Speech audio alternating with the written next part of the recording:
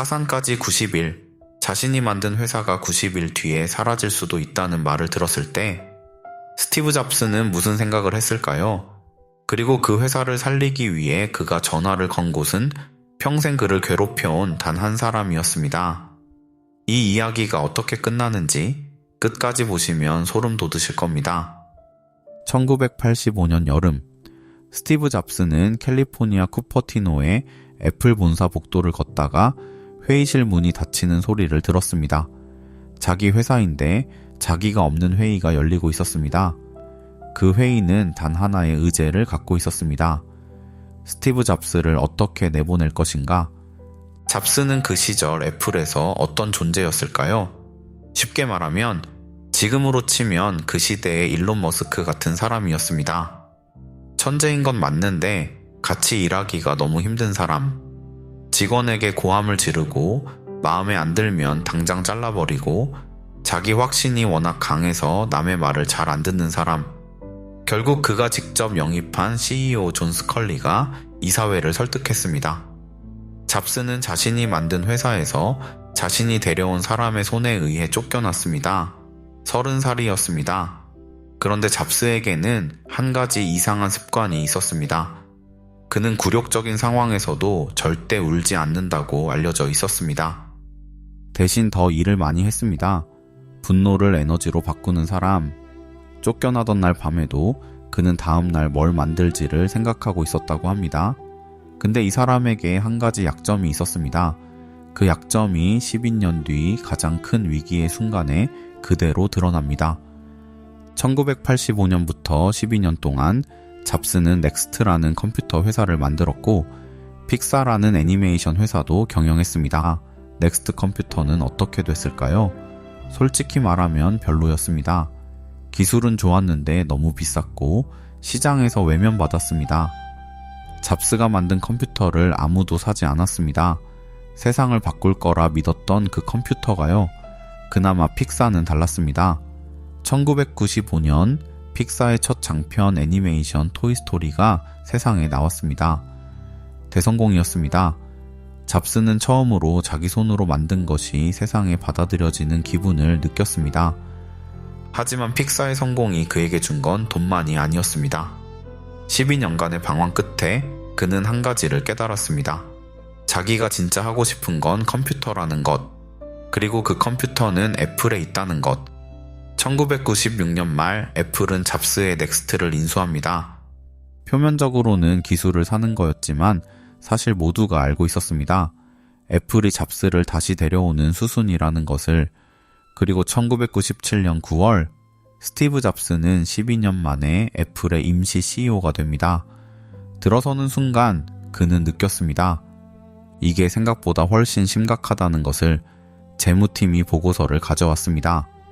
현금 잔고가 1억 5천만 달러 아래로 떨어졌습니다. 숫자로만 보면 많아 보이지만 그 당시 애플의 운영비를 계산하면 딱 90일치였습니다. 3개월 뒤에 직원 월급을 못 줄 수도 있는 상황이었습니다.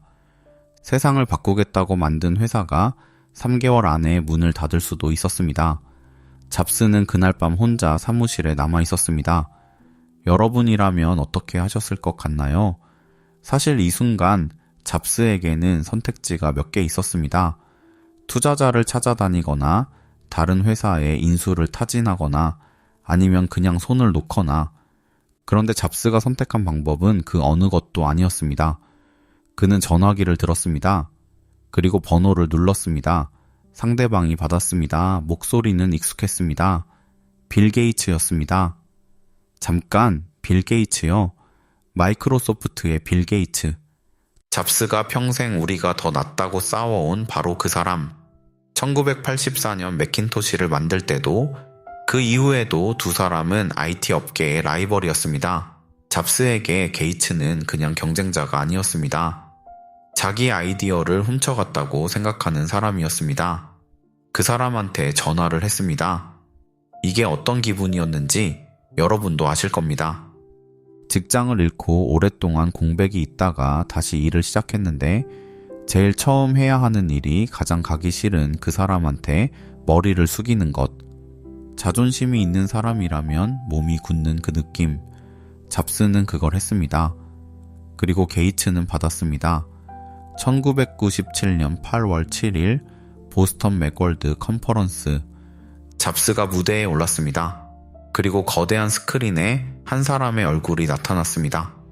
빌 게이츠였습니다. 객석이 술렁였습니다. 야유가 터졌습니다. 잡스가 말했습니다. 우리는 경쟁사를 이기는 것으로 성공을 측정하는 시대는 지나야 한다고 생각합니다.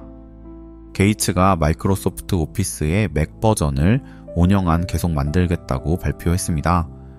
그리고 1억 5천만 달러를 애플에 투자한다고 했습니다. 1억 5천만 달러. 딱 애플이 90일을 더 버틸 수 있는 금액이었습니다.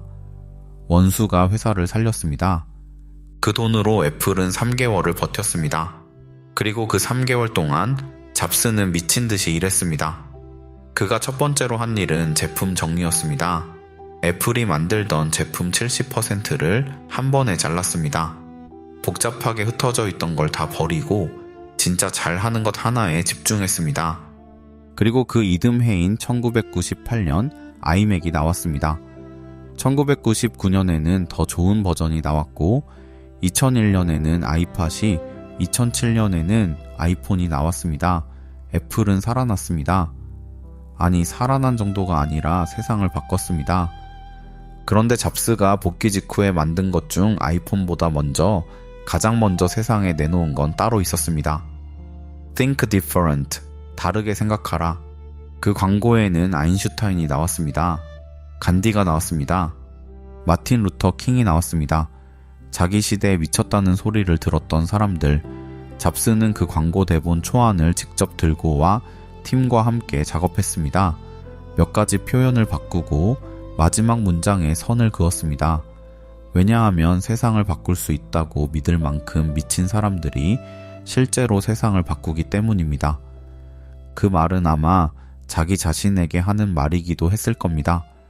세상에서 가장 창의적인 광고를 만들면서 그는 사실 자기 자신을 다독이고 있었던 겁니다. 이 이야기가 낯설지 않으시죠? 잡스가 쫓겨나던 그날의 감정, 자기가 쌓아온 것들이 한순간에 사라지는 그 느낌, 그건 거창한 대기업 CEO만의 이야기가 아닙니다.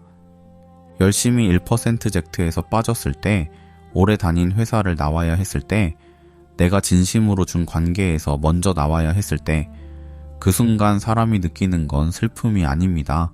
배신감도 아닙니다. 내가 충분히 좋은 사람이 아니었나 하는 그 마음. 잡스도 그랬습니다. 12년 동안 그 마음을 안고 살았습니다. 그런데 그가 선택한 건 포기가 아니었습니다.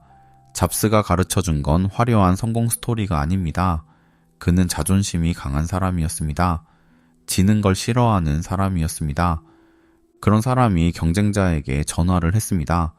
무릎을 꿇었습니다. 무릎을 꿇었습니다. 회사를 살리기 위해. 그게 사실은 가장 용기 있는 선택이었습니다. 지금 여러분 앞에도 비슷한 순간이 있을 수 있습니다. 자존심 때문에 못하고 있는 연락, 부탁하면 질 것 같아서 참고 있는 요청, 내가 먼저 손을 내밀면 지는 것 같아서 기다리고 있는 그 무언가. 잡스는 90일이라는 시간 앞에서 선택했습니다. 여러분에게는 지금 얼마의 시간이 남아있나요? 그는 쫓겨났습니다. 12년을 돌아다녔습니다. 경쟁자에게 손을 벌렸습니다. 그리고 세상을 바꿨습니다. 망해도 돌아올 수 있습니다. 단 돌아오기로 선택한 사람만. 매주 이런 이야기를 들고 옵니다. 스티브 잡스는 2011년 세상을 떠났습니다. 그가 마지막으로 진행한 제품 발표는 아이폰 4S였습니다. 발표 다음 날 그는 눈을 감았습니다. 그의 마지막 말은 기록되어 있습니다. 무엇을 받는지는 아무도 모릅니다. 하지만 그가 평생 입버릇처럼 했던 말은 남아 있습니다. 다르게 생각하라고.